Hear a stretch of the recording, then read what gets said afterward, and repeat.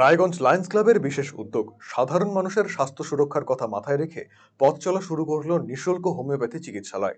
শনিবার এই বিশেষ মানবিক প্রকল্পের শুভ উদ্বোধন করা হয়।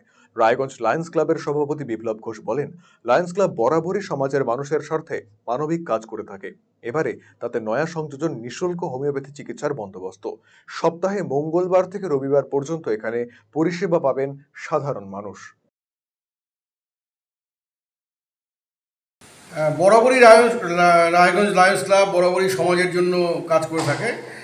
আর আজকেও একটা নতুন কর্মসূচি আমরা যোগ করলাম। আমাদের তো ভিশন সেন্টার আছে, যেখানে আমরা ফ্রিতে চোখের চিকিৎসা করে থাকি, যেখানে চশমাও দিয়ে থাকি, আবার ছানি পরীক্ষা করে থাকি।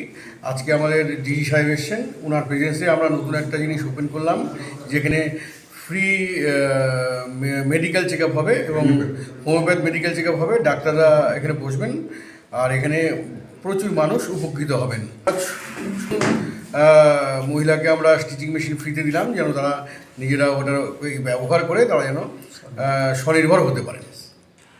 আমাদের এই হোমিওপ্যাথি মেডিসিন মঙ্গলবার থেকে রোববার অবধি প্রতিদিন খোলা থাকবে, যেখানে প্রচুর মানুষ এসে তারা নিজেরা বিনা পয়সায় এখানে চিকিৎসা পাবেন।